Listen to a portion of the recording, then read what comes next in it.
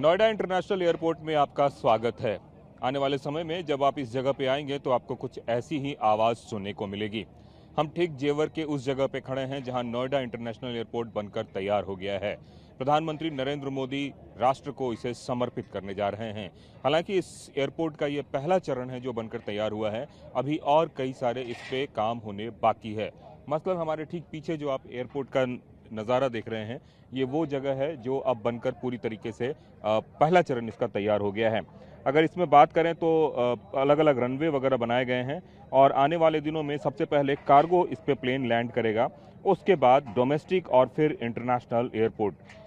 अभी की अगर हम बात करें तो अभी कुछ दिनों पहले की बात है, सबसे पहले इसको जो लाइसेंस देने की प्रक्रिया है वो प्रक्रिया शुरू हुई और 11 मार्च को एरोड्रम लाइसेंस मिला है। तो ऐसी मान्यता है कि एरोड्रम लाइसेंस मिलने के 45 दिनों के बाद एक तरीके से विमानों का परिचालन शुरू हो जाता है। तो उस लिहाज से आने वाले कुछ दिनों में ही यहाँ विमानों का परिचालन शुरू हो जाएगा। जो बताया जा रहा है, सबसे पहले यहाँ पे कार्गो होगा और देश का ये सबसे बड़ा एक तरीके से एयरपोर्ट है जिसकी आप तस्वीर हमारे कैमरे पे देख रहे हैं।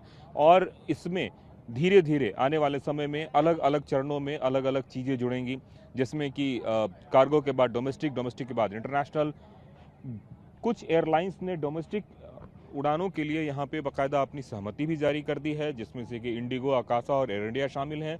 और उसके बाद से अलग अलग विमान कंपनियों के साथ यहाँ पे करार किया जाएगा जिससे कि विमानों का परिचालन किया जा सके। शुरुआत में डोमेस्टिक अगर उड़ानों की बात करें तो इससे यहाँ से मुंबई, बेंगलुरु, इसके अलावा हैदराबाद, कोलकाता, इन सब जगहों पर विमानों का परिचालन होगा। बताया जा रहा है कि इस एयरपोर्ट के खुलने से कम इंदिरा गांधी इंटरनेशनल एयरपोर्ट और जो टर्मिनल 1 और टर्मिनल 2 है उस पे यात्रियों का भार कम हो पाएगा। आने वाले दिनों में जब यह फुल्ली ऑपरेशनल हो जाएगा तो सालाना 7 करोड़ लोगों को ये एक तरह से कह सकते हैं कि यहाँ से आ सकते हैं, जा सकते हैं, इस तरह की व्यवस्था की गई है। इसके टाइमिंग और तमाम तरह की चीज़ें बहुत बेहतरीन हैं।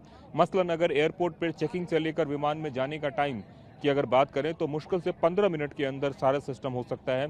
इस तरह की यहाँ पे व्यवस्था की गई है और इतने एक तरह से कह सकते हैं कि एडवांस टेक्निक का इस्तेमाल किया गया है जिससे कि ज़्यादा से ज़्यादा संख्या में लोग आ सके और जल्द से जल्द उनका पूरा का पूरा सब कुछ हैंडल हो सके।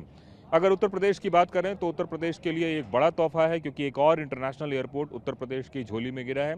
और अगर दिल्ली एनसीआर की बात करें तो अपने आप में हिंडन के बाद ये जेवर, जिसको नोएडा इंटरनेशनल एयरपोर्ट कहा जा रहा है, वो भी एक मील का पत्थर साबित होगा, खास करके अगर आसपास के इलाके के विकास और तमाम तरह की चीज़ों को देखें तो। कैमरामैन संजीत के साथ कुमार कुंदन, टीवी 9 भारतवर्ष, जेवर।